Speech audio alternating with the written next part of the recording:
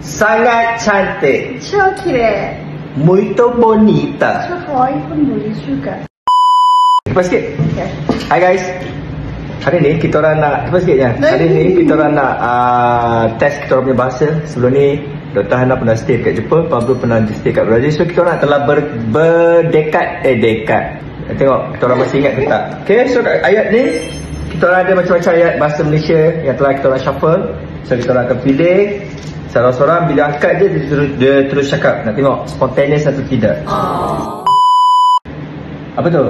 Saya tidak suka. Eu não gosto. Daikrai.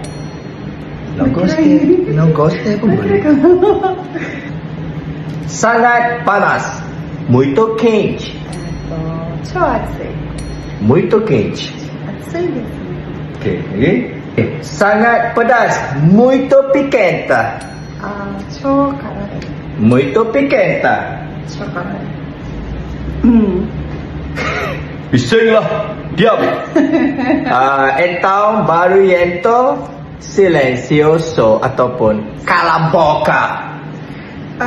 Kalau yang sopan sikit, it's like 声が大きいがちょっと静かにしてください。kalau yang bahasa kasarがうっせえぞお前 Hodoh. Busai. Feia untuk perempuan, lelaki feio. Fio. Recycle. Okay. Dia kena sebut busai. Recycle.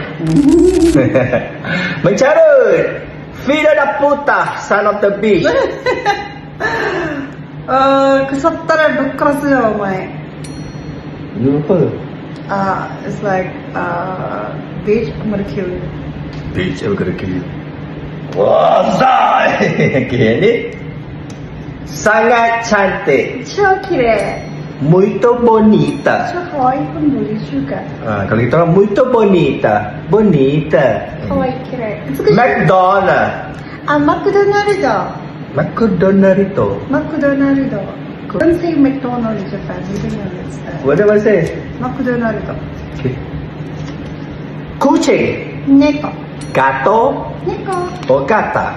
Saya suka awak. Suka Suki Eu gosto com você. Pendeknya tu pun.